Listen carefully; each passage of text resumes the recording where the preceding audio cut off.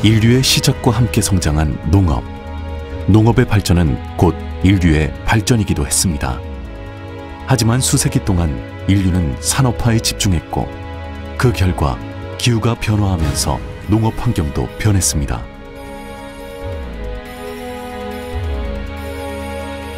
이제 농업은 위기를 맞고 있습니다. 인류의 생명을 책임지는 농업. 농업의 위기는 곧 인류의 위기이기도 합니다. 식량은 미래의 가장 강력한 무기가 되고 있는데요. 세계 평균 20분의 1 농지를 가진 나라 대한민국. 대한민국의 농업을 살리는 힘 무엇일까요?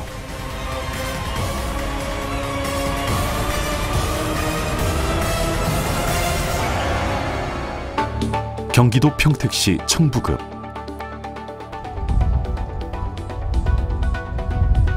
이른 아침부터 농가들이 분주합니다.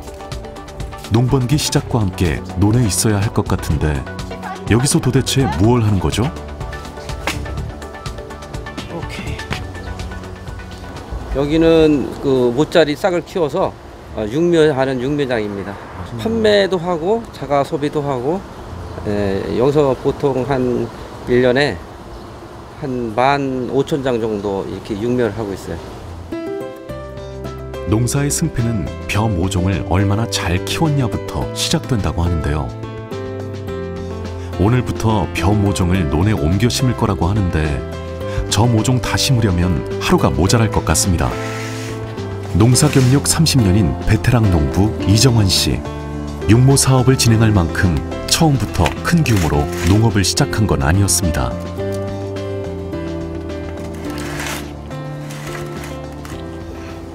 작게 시작을 했죠. 작게 시작을 하다가 사업이 점점 커지면서 영농 규모가 한 10만 평 이상 이렇게 지금 영농을 하고 있는데, 육묘장 사업 같은 경우에는 판매가 한 6,000장에서 6,000장 정도, 그다음에 자가 소비가 한 10,000장. 처음 아버지에게 물려받은 농지는 1헥타르였습니다. 30년 한평생 농사꾼으로 살면서 소규모였던 농지를 크게 늘리고 영농 규모 확대에 힘쓴 데는 이유가 있습니다.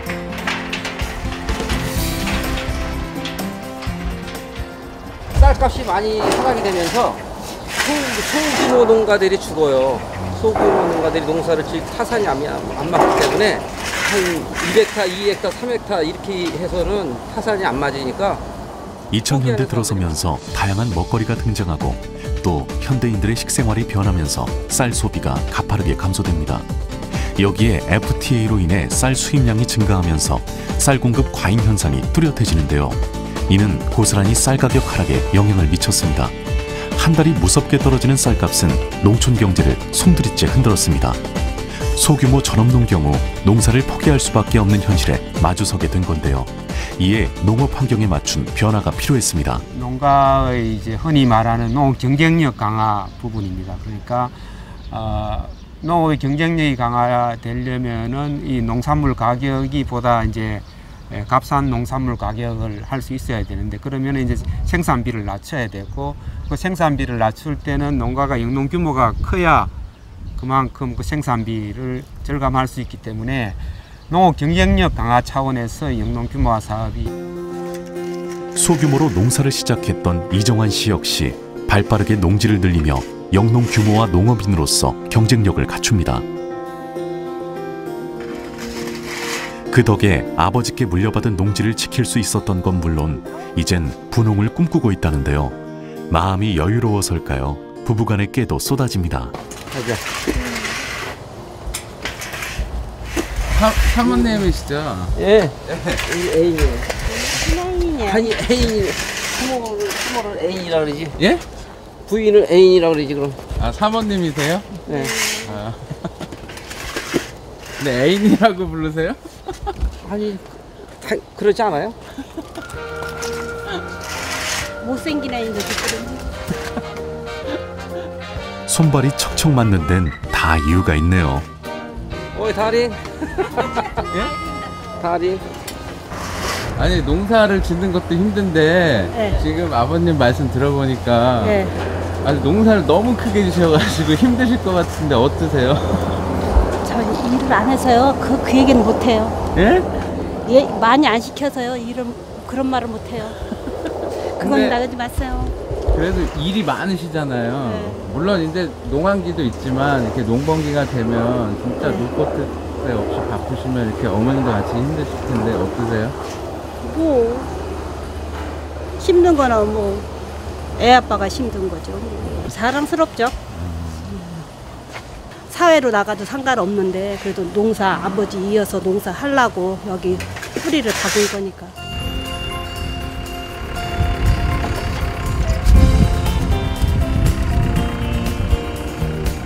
봄부터 애지중지 곱게 키웠던 벼 모종들은 이제 모짜리를 찾아 논으로 이동합니다. 모내기할 모를 기르기 위해 지인들까지 총동원됐는데요. 모종들이 끝도 없이 나오는 것 보니 농부 이정환 씨 영농 규모화에 안정적으로 정착한 것 같습니다. 자, 그럼 이제 그의 논을 구경하러 따라가 볼까요? 묘종을 키운 육모장에서 차로 15분 거리인 이곳. 드넓은 논이 시원하게 펼쳐져 있습니다. 끝도 보이지 않는 농지 규모만큼 오늘 작업량도 만만치 않을 것 같죠. 벼 모종이 논에 도착하자마자 농사꾼들 바쁘게 움직이는데요.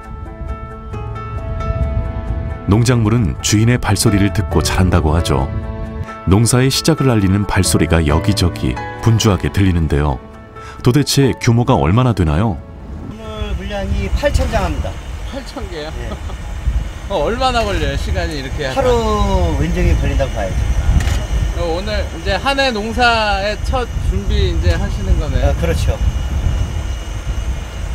거의 한 2만 장을 뽑아내니까 모짜리를 2번에서 3번 정도 합니다. 소규모 농지를 이렇게 늘릴 수 있었던 힘은 무엇일까요? 바로 한국농어촌공사의 농지은행에서 농지 구매 지원을 받았던 것입니다.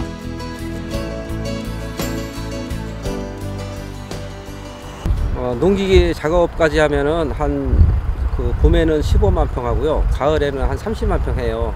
근데 제가 직접 이렇게 임대, 그다음에 농지 규모화 사업해서 하는 거는 총 한 10만 평 정도 작업을 하고 있습니다.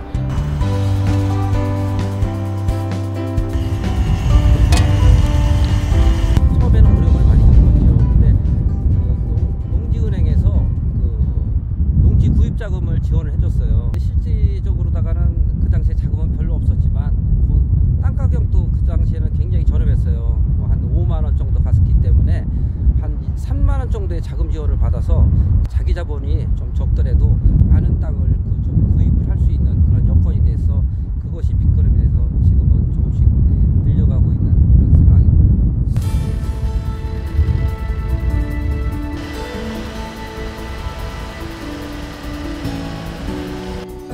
한국농어촌공사의 농지은행 사업은 1990년부터 농지 규모화 사업에 집중 지원해 변화하는 농업 환경에 발빠르게 대응하고 있습니다. 영농 규모를 확대하려는 농업인에게 농지 매매 및 장기 임대차, 교환 분합을 지원하여 영농 규모 확대에 도움이 주고 나아가 규모화 전문에 대한 농업 경영체를 육성하여 농가 소득 증대 및 농업 경쟁력을 제고하기 위한 사업입니다. 과거 쌀 전업농 위주에서 지원해서 최근에는 2030 세대나 전업농, 귀농인 등에 우선 지원하고 있습니다.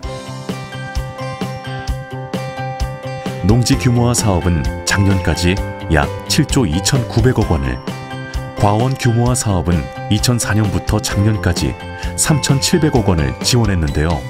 그 결과 농가 경영 규모와 소득은 크게 증가했으며 상대적으로 농사할 때 드는 생산비는 절감됐습니다.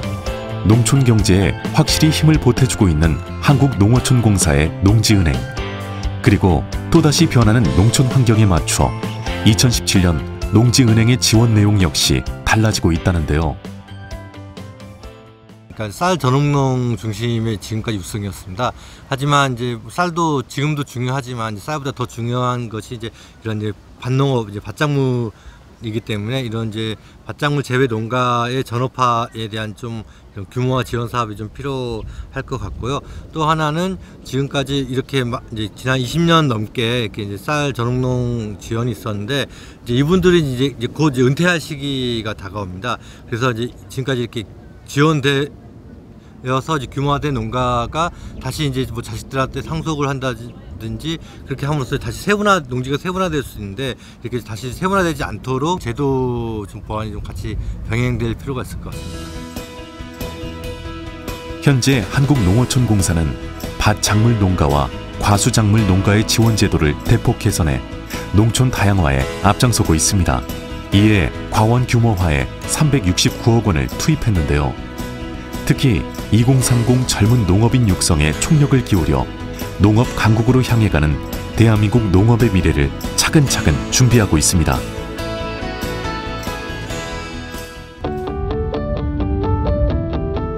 이처럼 농지은행의 도움을 받고 안정적인 영농 규모화를 일궈낸 이정환 씨. 그에게 농지은행은 어떤 의미일까요?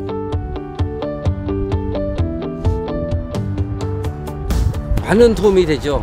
왜냐면은 실제 자기가 경작을 할 수 없는 고령농 같은 경우에 농지은행에 임대를 위탁을 했을 때 그러한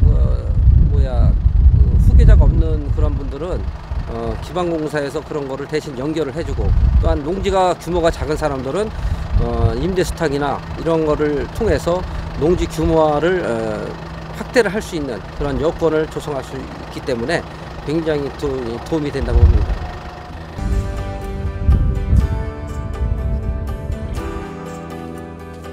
그가 이처럼 영농 규모화에 성공할 수 있었던 또 다른 이유는 바로 동업을 기반으로 하는 농업 분업화입니다.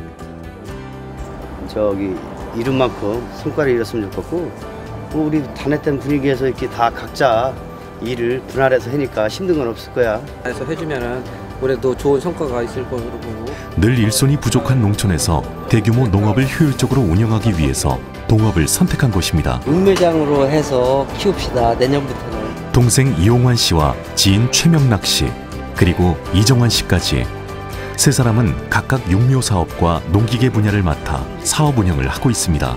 밥맛 좋은 쌀을 더 연구해서 내년에는 올해보다 또 성공률을 들고 올해도 굉장히 대박나기를 기대 한번 해볼게요. 매출 부분에 대해서 한 10배 차이가 난다고 봅니다. 분업화와 규모화를 해야 농민들이 살 수 있는 길이 아닌가 생각이 됩니다. 세계 농업 환경이 빠르게 변하고 있습니다. 가족 중심의 전통적인 농가 형태에서 4차 산업기술까지 더해져 영농의 규모화, 과학화, 다각화로 달라지고 있는데요. 하지만 빠르게 변하는 농촌 환경에 적응하기란 쉽지 않죠. 실제 농림축산식품부 조사에 의하면 농업소득은 감소 추세인데 반해 농가 경영비는 증가한 것으로 나타났는데요. 이로 인해 농가 부채는 꾸준히 증가하고 있습니다. 되풀이되는 농가 경영 악화는 농민들이 터전인 농지를 잃고 농촌을 떠나는 요인이 되는데요. 가지고 있는 유일한 주된 자산이 농지이기 때문에 그 부채를 그러니까 부채의 어떤 지원책이 없으면 그 농사가 이제 바로 이제 파산 형태로 가서 처분을 해야 되는 이제 그런 상황이 났을 때 가지고 있는 자산을 활용해서 이 농가 부채에서 벗어날 수 있는 평택시 천부급 고잔리.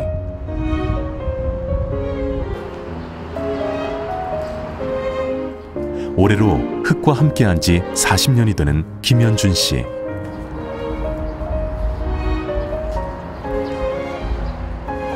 한평생 땅을 일구며 살아온 그도 몇 차례 고비를 맞았었습니다.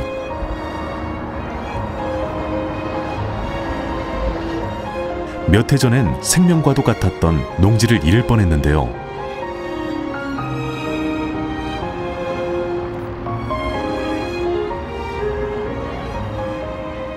처음에 이제 진 거는 너무 남을 믿고서는 또 돈이 필요하다 그래가지고 떠주다 보니까 내 땅 저기 담보 제공해주고서 이제 해주는 바람에 그렇게 된 거죠. 13억이라는 대출 상환 통지서를 보고 앞이 깜깜했던 그때 그에게 희망이 되어준 게 바로 농지은행이었는데요. 경영위생 지원 받은 지가 한 3년 됐어요. 됐는데 이제 어려움 같은 거는 이제 다 이제 회복이 되고 이제 좀 많이 이제 경제적으로 이제 좀 좋아졌으니까 이제 앞으로 이제 사들일 그러니까 이제 그 사들일 수 있는 여건이 이제 될 것 같아요. 바로 농지은행의 경영회생 지원 사업을 신청한 것입니다. 덕분에 농지를 잃지 않고 일시적인 부채를 해결할 수 있게 됐는데요. 경영회생을 2006년부터 2016년도까지 11년간 사업을 진행해 왔는데요. 전체적으로 8,500여 농가에 2조 2천억을 지원을 해드렸고요. 부동산에서 농지를 담보로 거래를 하게 되면 내가 땅을 팔아서 그분들이 남의 농사를 짓게 되면 1년만 농사 짓고 말기 때문에 그러면 영농의 안정이 올 수가 없습니다. 또 농민이 그 물가 조수익의 한계성으로 인해서 빚은 점차 늘어나서 그거를 정책적으로 보완하기 위해서 경영회생의 이 지원을 받으면 7년에서 10년 동안 영농적인 안정적인 영농을 할 수 있고요. 또 농업인들에게 이 다음에 10년 동안 그 은행의 이자를 갚는 돈을 모아가지고 그 은행의 빚을 갚음으로써 실질적인 도움이 될 수 있는 판매권을 보장해드리고 있습니다. 농지은행의 경영회생 지원 사업은 전업농이 농지를 지키며 부채를 해결할 수 있도록 지원하는 제도인데요. 한평생을 땀으로 일궈온 터전. 농업인에게 그 땅을 지키는 일만큼 중요한 건 없겠죠. 김현준 씨 역시 자신의 땅에서 다시 농사를 지을 수 있다는 사실에 위기 앞에서도 쓰러지지 않고 일어날 수 있었던 것입니다. 그래서일까요? 올해 농사에 거는 기대가 크다는데요. 이렇게 뜨고 그러는데요. 그런 게 없어요. 금남대는 아주 잘 됐어요. 상태가 아주 되게 표정도 되게 뿌듯한 표정이세요. 네. 잘 돼서. 잘 됐어. 이제 쌀값이 싸건 비싸건 농사꾼은 한 톨이라도 더 생산해야 된다는 그 마음이기 때문에 누구나 다 그래요. 그게 농사꾼의 마음이죠. 이게 싸다 그래서 촌에게 생각하고 그러면 안 되고요. 농사의 기쁨을 되찾은 김현준 씨. 그래서 더욱 경영회생 지원이 고마운데요. 농지라는 건 진짜 목숨 같은 거죠. 농민한테는 이렇게 농토가 있어야 또 일을 할 수 있는 거고 또 소득을 얻을 수 있는 거니까. 사실 농사 짓는 사람은 땅이 있어야죠. 그렇지만 땅이 없으면은 의미가 없어요. 농어촌공사에서 이제 그 땅에 대해서 지킬 수 있게끔 제도를 많이 해줘가지고 굉장히.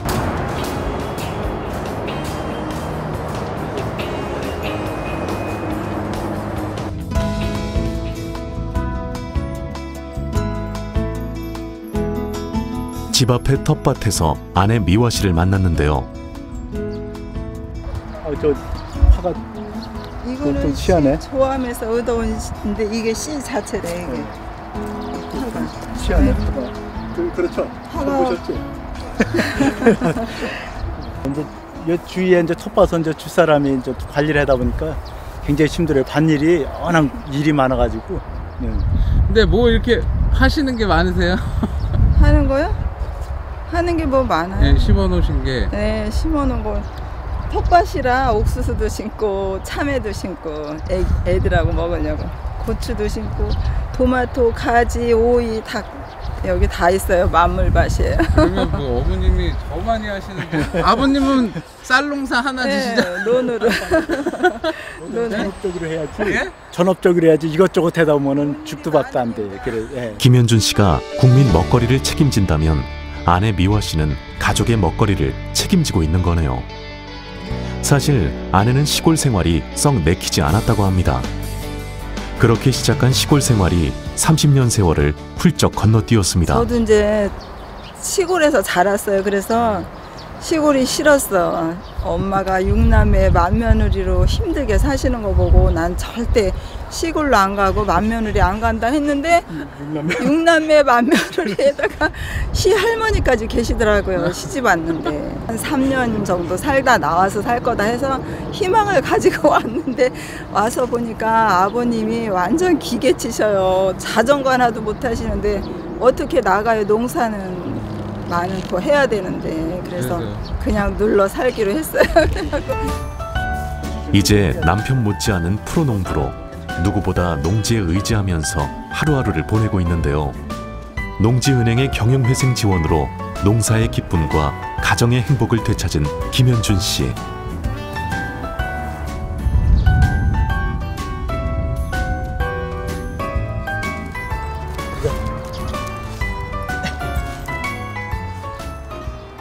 농민들한테는 농사를 지킬 수가 있고 농사에 전념할 수가 있어서 참 좋은 제도 같아요.